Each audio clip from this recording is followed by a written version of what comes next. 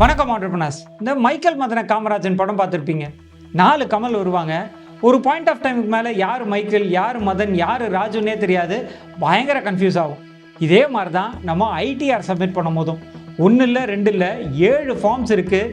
இண்டிவிஜுவலுக்கு என்ன form submit பண்ணணும், கம்பெனினா எந்த ஃபார்மு, ப்ரொப்ரைட்டர்ஷிப் ஃபார்ம்னா எந்த ஃபார்ம். ஸோ இதில் நிறைய கன்ஃபியூஷன்ஸ் வரும். ஸோ இன்றைக்கி இந்த வீடியோவில் ஐடிஆரில் இருக்கக்கூடிய 7 ஃபார்ம்ஸை பற்றியும் டீட்டெயில்டாக பார்த்துடலாம். அது மட்டும் இல்லாமல் இந்த வீடியோ நீங்கள் பார்த்து முடிக்கிறதுக்குள்ளே உங்களுக்கு எந்த ஃபார்ம் சூட்டபுளாக இருக்கும் அப்படின்றதையும் நீங்கள் ஐடென்டிஃபை பண்ணிடுவீங்க. நான் அறிவழகன், பிஸ்னஸ் லாயர். என்னோட கம்பெனி பேர் ல இன்டெலிஜென்ஷியா பிரைவேட் லிமிடெட்.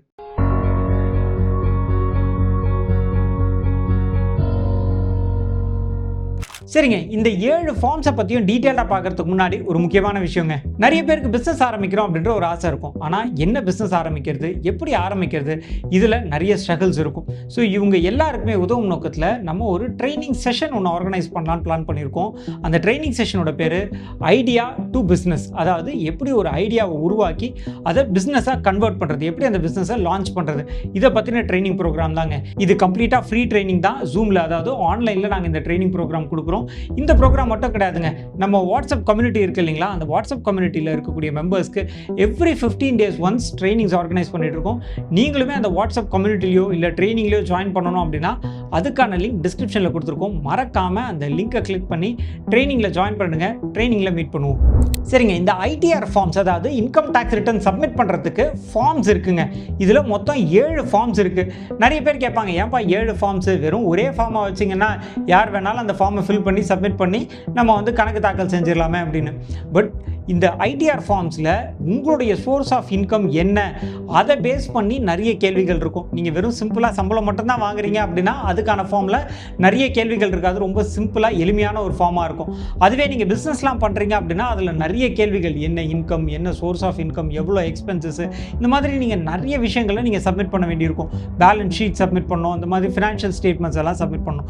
பட் ரொம்ப சிம்பிளாக வெறும் சேலரி மட்டும்தான் வருதுன்னா ரொம்ப சிம்பிளான ஃபார்மு. பிஸ்னஸ்லாம் பண்ணுறீங்கன்னா கொஞ்சம் காம்ப்ளெக்ஸாக இருக்கும். ஸோ உட்காந்து ஒரு சேலரி வாங்குறவர் எனக்கு இந்த இன்கம் கிடையாது, அது கிடையாதுன்னு ஒவ்வொன்றுத்தையும் உட்காந்து ஃபில் பண்ணுறதுக்கு பதிலாக இன்கம் டேக்ஸ் ஆக்டில் ஸ்பெசிஃபிக்காக உங்களுடைய பதில்கள் என்ன, அவங்களுக்கு என்னென்னலாம் பதில்கள் தேவையோ அதுக்கேற்ற மாதிரி அந்த ஃபார்ம்ஸை ப்ரிப்பேர் பண்ணியிருக்காங்க. ஸோ ஒவ்வொருத்தருடைய சோர்ஸ் ஆஃப் இன்கமுக்கு ஏற்ற மாதிரி இந்த 7 ஃபார்ம்ஸும் மாறும். ஒவ்வொரு ஃபார்ம் பற்றியும் தனித்தனியாக பார்ப்போம். சரிங்க, ஐடிஆரில் இருக்கக்கூடிய முதல் ஃபார்ம் நம்பர் 1. இந்த ஃபார்ம் நம்பர் 1 உடைய பேர் என்ன அப்படின்னு பார்த்தீங்கன்னா சகஜ், அதாவது சகஜமான அப்படின்னு சொல்கிறோம் இல்லைங்களா. தமிழில் ரொம்ப எளிமையான ஃபார்ம் அப்படின்னு அர்த்தம். இந்த ஃபார்ம் யாரெல்லாம் சப்மிட் பண்ணலாம் அப்படின்னு பார்த்தீங்கன்னா உங்களுடைய வருமானம் சேலரியாவோ பென்ஷனாவோ இருக்குது. அது மட்டும் இல்லாமல் உங்களுடைய ஆண்டு மொத்த வருவாய் 50 லட்சம் ரூபாய்க்கு கம்மியாக இருக்குது. நீங்கள் இந்தியாவில் வசிக்கக்கூடிய இந்தியன் ரெசிடெண்ட்டாக இருக்கீங்க. இது தவிர்த்து உங்களுக்கு ஒரே ஒரு சொந்தமான ப்ராப்பர்ட்டி தான் இருக்குது. ஒன்றுக்கும் மேற்பட்ட ப்ராப்பர்ட்டியே இருந்துச்சு அப்படின்னா இந்த ஃபார்ம் நீங்கள் சப்மிட் பண்ண முடியாது. ஸோ உங்களுக்கு ஒரே ஒரு ப்ராப்பர்ட்டி இருக்குது. இது தவிர்த்து உங்களுக்கு வந்து இன்ட்ரெஸ்ட், அதாவது பேங்க் மூலிமா நீங்கள் ஏதாவது எஃப்டி போட்டிருக்கீங்க, இல்லை சேவிங்ஸ் பேங்க் அக்கௌண்ட் வச்சுருக்கீங்க, இது மூலிமா ஒரு மினிமல் இன்ட்ரெஸ்ட் வருது. ஸோ இந்த மாதிரியான கேட்டகிரிக்குள்ளே இருந்தீங்கன்னா இந்த ஃபார்ம் 1.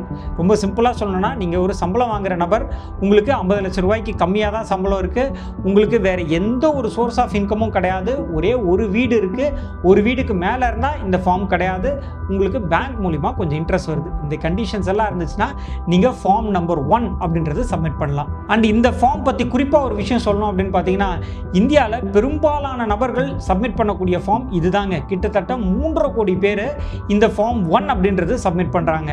அடுத்து ஐடிஆர் ஃபார்ம் நம்பர் 2. இந்த ஃபார்முமே சேலரிட் இண்டிவிஜுவல்ஸ்க்கு தான். ஆனால் ஒரு சில கிரைட்டீரியாஸ் இருந்துச்சுன்னா சேலரிட் இண்டிவிஜுவல்ஸ் இந்த ஃபார்ம் நம்பர் 2 அப்படின்றத சப்மிட் பண்ணணும். இந்த ஃபார்ம் யாரெல்லாம் சப்மிட் பண்ணோம் அப்படின்னு பார்த்தீங்கன்னா, ஒன்று நீங்கள் சேலரிட் இண்டிவிஜுவலாக இருக்கீங்க, ஆனால் ஒன்றிற்கும் மேற்பட்ட ப்ராப்பர்ட்டிஸ் வச்சுருக்கீங்க. கேகே நகரில் ஒரு வீடு இருக்குது, அசோக் நகரில் ஒரு ஃப்ளாட் இருக்குது. அந்த மாதிரி இருந்தால் நீங்கள் இந்த ஃபார்ம் நம்பர் 2 சப்மிட் பண்ணணும். ரெண்டாவது கிரைட்டீரியா, உங்களுக்கு கேபிட்டல் கெயின் அப்படின்றது இருக்குது. கேபிட்டல் கெயின்றது என்ன, நீங்கள் ஒரு வீடு விற்றுருக்கீங்க, அது மூலிமா உங்களுக்கு பணம் வந்திருக்கு, இல்லை ஏதாவது மியூச்சுவல் ஃபண்டு, ஷேர்ஸு, ஸ்டாக்ஸு இதை விற்றுருக்கீங்க, இது மூலிமா லாபம் வந்திருக்கு, இல்லை ஏதாவது கோல்டு விற்றுருக்கீங்க, அது மூலிமா உங்களுக்கு இன்கம் வந்திருக்கு. ஸோ இந்த மாதிரியான சோர்ஸ் ஆஃப் இன்கம், அதாவது கேபிட்டல் கெயின் அப்படின்ற சோர்ஸ் ஆஃப் இன்கம் இருந்துச்சுன்னா சேலரிட் இண்டிவிஜுவல்ஸாக இருந்தாலுமே இந்த ஃபார்ம் நம்பர் 2 தான் சப்மிட் பண்ணணும். இது தவிர்த்து உங்களுடைய சேலரி அப்படின்றது 50 லட்சம் ரூபாய்க்கு மேலே போச்சுனாலும் இந்த ஃபார்ம் நம்பர் 2 தான்.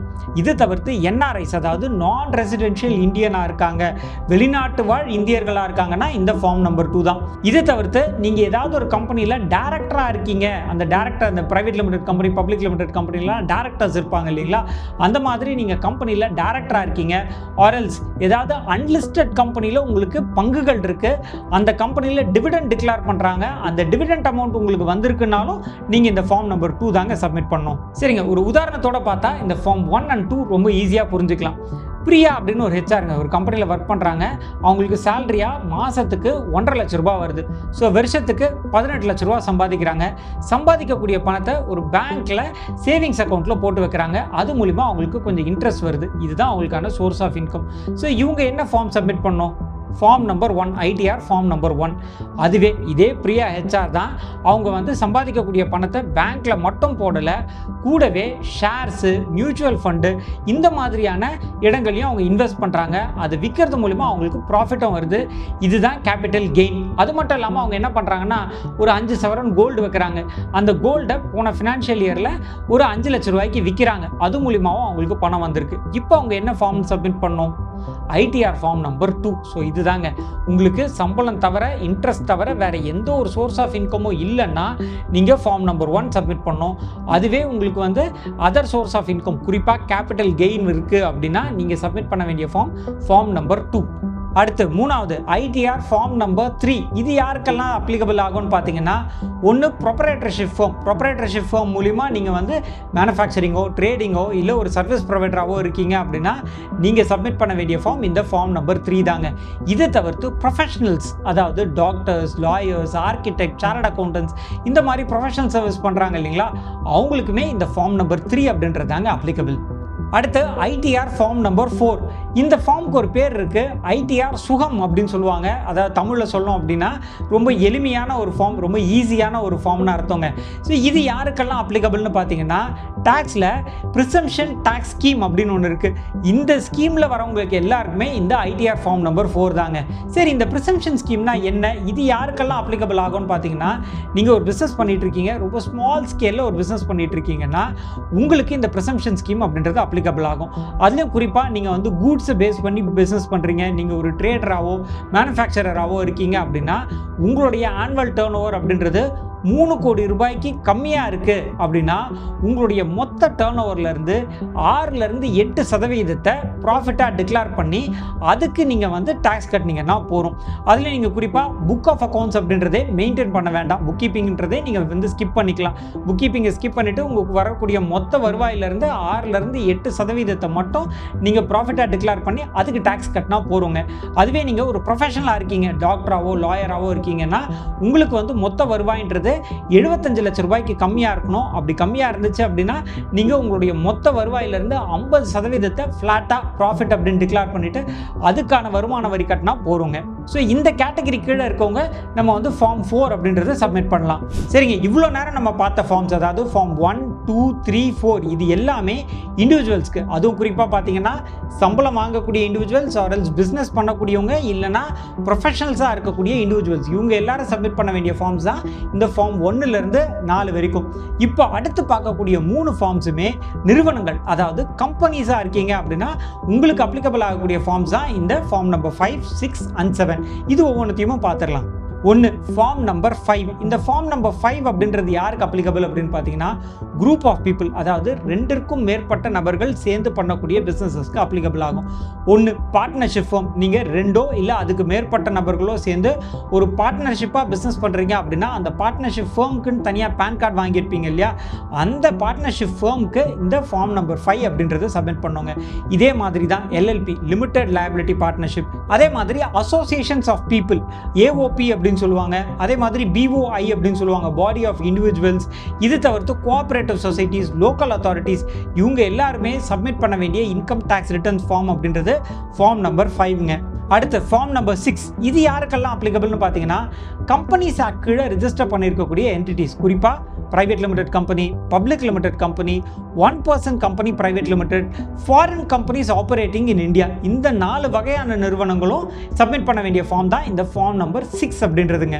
அடுத்து form number 7, ITR form number 7 அப்படின்றது யாருக்கு அப்ளிகபிள்னு பார்த்தீங்கன்னா, ஒரு சில ஸ்பெஷல் கேட்டகரி ஆஃப் ஆர்கனைசேஷன்ஸ், குறிப்பாக பார்த்தீங்கன்னா நான் ப்ராஃபிட்டபிள் ஆர்கனைசேஷன்ஸ் இருக்குது இல்லைங்களா, society, trust, political party, section 8 company, இந்த 4 வகையான நிறுவனங்களாக இருந்துச்சு அப்படின்னா அவங்க சப்மிட் பண்ண வேண்டிய ஃபார்ம் தான் இந்த ஃபார்ம் நம்பர் 7 அப்படின்றதுங்க.